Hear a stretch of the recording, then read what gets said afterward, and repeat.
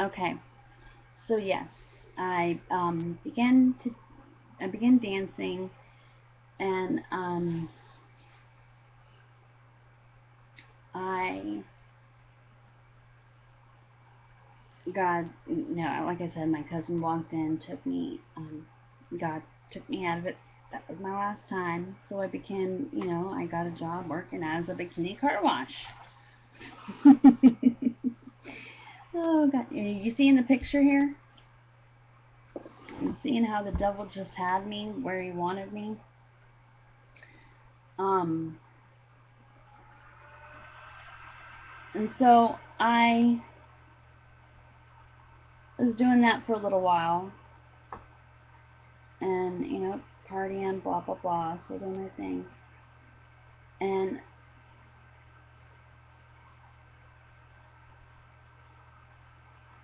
then it was like I was just so tired of the bullshit that staying in people's cars, couldn't keep a job, that I decided to check myself into rehab.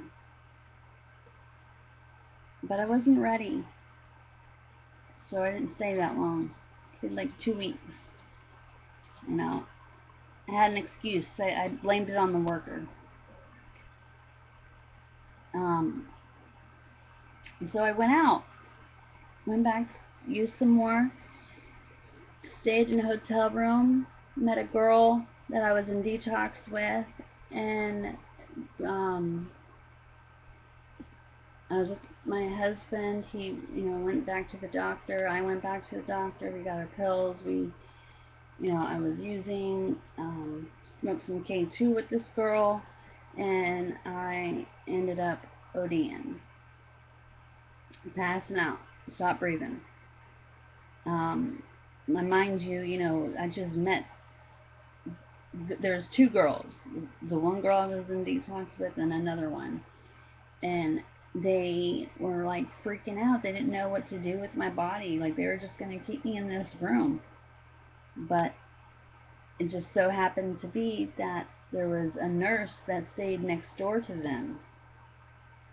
The girls didn't even go next door to get this nurse. This nurse was coming back from the grocery store, and just God spoke to her and brought her to me to give me CPR and bring me back to life. You know, my husband was at work, and he just ended up um, coming back, to the place, coming back home. And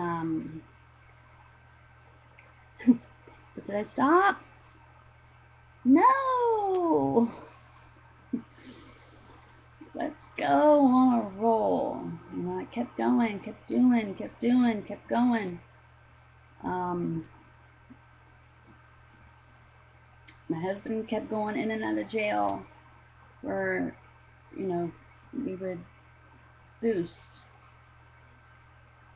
He would like steal stuff, walk out, sell it to people for money, getting cards, they just hustle up whatever.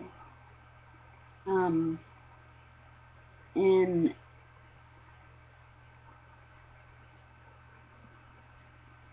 then it was while he was in jail. I went back to my mom's house.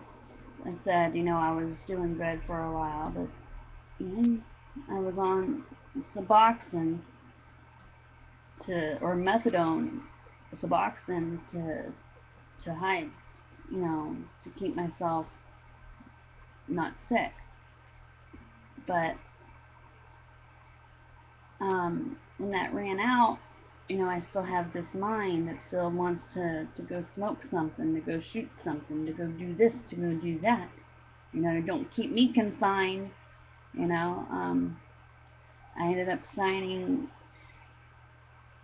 uh, custody over to my mom for my son, And my ex ended up filing to have custody over Anthony because, I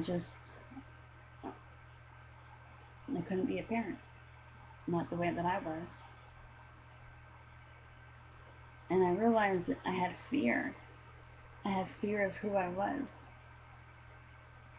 I didn't know who I would be without the drugs. I didn't want to feel. And so I ended up meeting a friend through a friend and began staying at this house. Well, they were doing some shady things, flipping the meter upside down and whatnot, to have the power go backward, not forward. So they ended up getting the power turned off. So for about 6 months, my husband and I stayed at that house with no power for 6 months.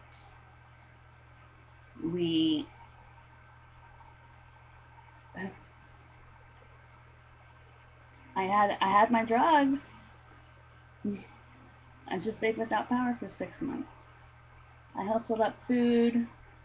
Oh my God, I hustled up food.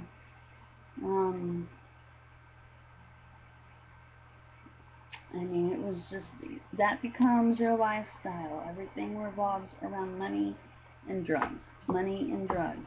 Money and drugs. Money and drugs. So you don't get sick. But I would go to church with another friend of mine. See, that's something my husband and I had in common, is that we had love for God in our heart. We did. We just were such in bondage of our addiction and such in fear of who we would be without it and whether or not people would accept us and love us.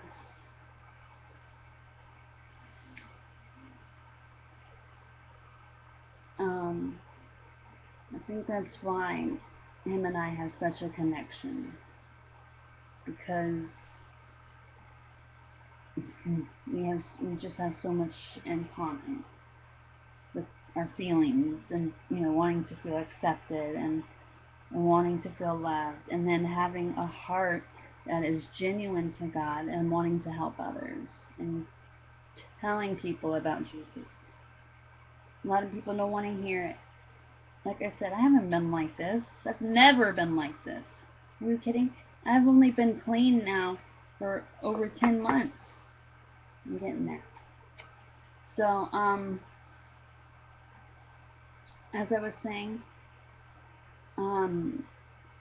was without power. We had to go, my hygiene,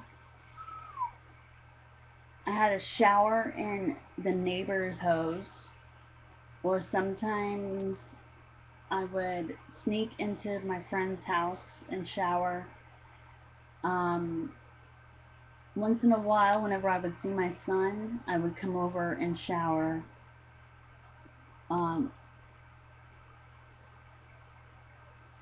I was oblivious. I didn't care. I didn't care about brushing my teeth. I didn't care about, I did not care. And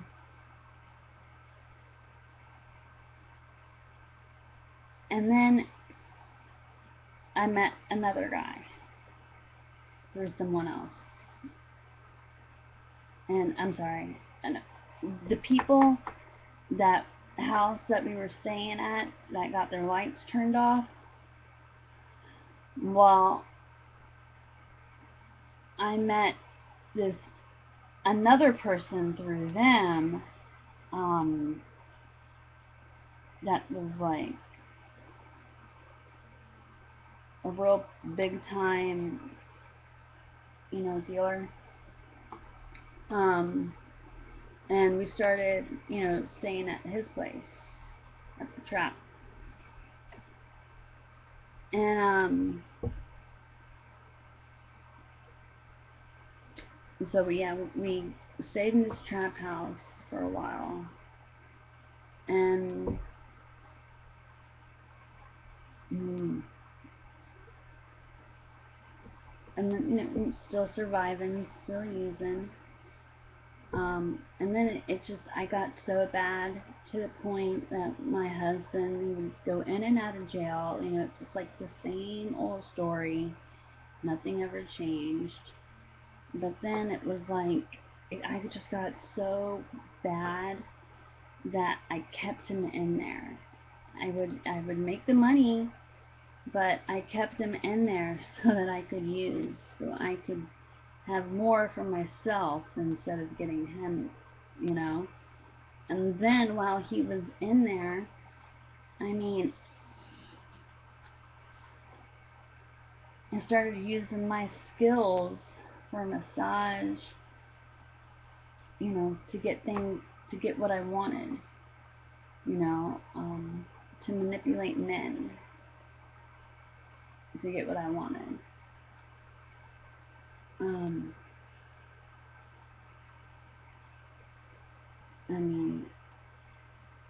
it wasn't until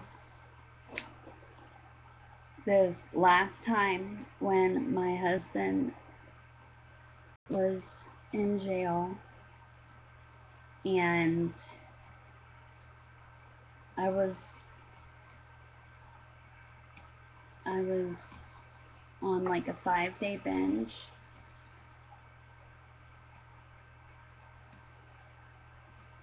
No, I'm sorry, I'm not there yet. Okay, thank you, God. You just reminded me of something.